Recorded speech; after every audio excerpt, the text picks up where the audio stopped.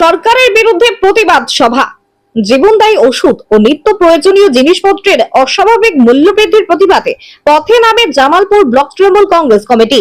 আজ Jamalpur Chouberia party office থেকে একটি মিছিল বের করা হয়। মিছিলটি শেষ হয় ভেরিলি পুলের কাছে।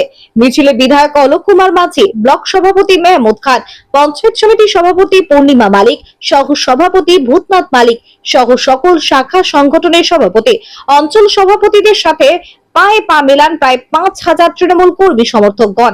এদিনের প্রতিবাদ সভায় বিধায়ক বলেন, কেন্দ্র সরকারের বিভিন্ন নীতিতে সাধারণ মানুষের নার্ভিশ্বাস হয়ে উঠেছে। সাধারণ খেটে খাওয়া গরিব মানুষ যাদের জীবনদায়ী ওষুধ অত্যন্ত প্রয়োজন, সেই সমস্ত জীবনদায়ী ওষুধ ও নিত্য প্রয়োজনীয় জিনিসপত্রের দাম কেন্দ্রীয় সরকার প্রতিনিয়ত এমন ভাবে বাড়িয়ে চলছে যে গরিব মানুষের জীবন মরণ সমস্যা হয়ে দাঁড়িয়েছে। বাংলার মানুষের থেকে পরিত্রাণ পেতে চাইছে, তাই দলনেত্রীর নির্দেশে আজকের এই প্রতিবাদ মিছিল বলে জানান বিধায়ক।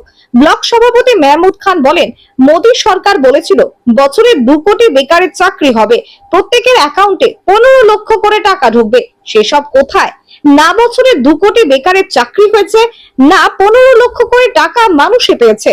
এই ভাওতাবাজি সরকারকে বাংলার মানুষ আর চায় না। বাংলার মানুষ এদের প্রত্যাখ্যান করেছে। বর্ধমান থেকে সঞ্জিত করে রিপোর্ট, বিপি নিউজ পূর্ব বর্ধমান।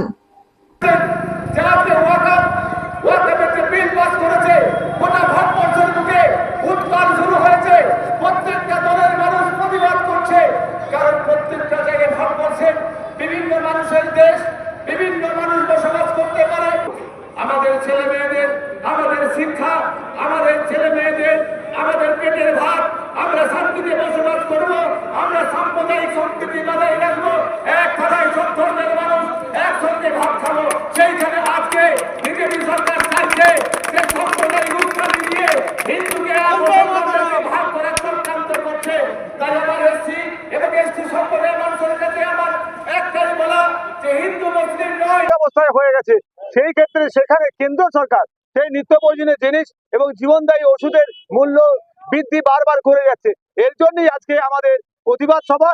এই প্রতিবাদ সভায় আমাদের যা যা নির্দেশ আমাদের নেত্রী দিচ্ছেন, আমাদের নেতা অভিষেক বন্দ্যোপাধ্যায় যা দিচ্ছেন, সেই ক্ষেত্রে আবার যা নির্দেশ দেবেন সেই নির্দেশ মোতাবেক আবারও আমাদের জামালপুর ব্লকে এবং বিভিন্ন অন্যায়ের যে প্রতিবাদ, সেই প্রতিবাদ আমাদের কিন্তু চলবে। এবং আগামীকাল যে রামনবমী আছে, এই রামনবমী আমাদের প্রত্যেকের রামনবমী। আমরা চাইবো শান্তিপূর্ণ ভাবে আমরা যেন রামনবমী করতে পারি এবং আইন শৃঙ্খলা যেন বজায় থাকে এবং প্রত্যেকটা মানুষ, আমরা প্রশাসন সার্বিক জামালপুর ব্লক কেন গোটা পশ্চিম বাংলায় প্রশাসন কিন্তু শান্তিপূর্ণ। প্রত্যেকটা মানুষের যে কোনো সময় সারা সারা রাত প্রশাসন, পুলিশ প্রশাসন যে জাগে, সাধারণ মানুষ যখন ঘুমিয়ে যায় প্রশাসন তখন জেগে থাকে। তাই প্রশাসনকে আমরা জামালপুর ব্লক তৃণমূল কংগ্রেসের পক্ষ থেকে, দেখুন, একটা জিনিস রাম হচ্ছে অবতার, রাম সবার অবতার।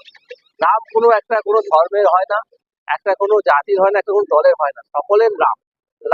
রামের প্রতি সবাই শ্রদ্ধা জ্ঞাপন করতে পারে।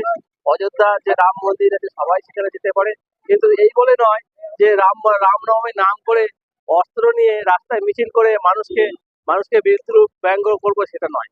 শ্রদ্ধার সঙ্গে সম্মান করে যে তার যে লোকাচার পালন করাটাই হচ্ছে মানে আমার মনে হয় যে সেটা হচ্ছে সঠিকভাবে পালন করা মনে করি।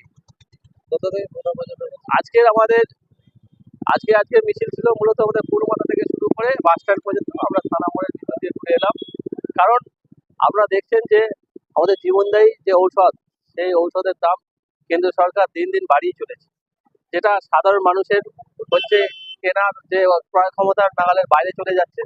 আর মানুষের জন্য তো ওষুধ, মানুষ যেমন খাবার খায় সেই জায়গায়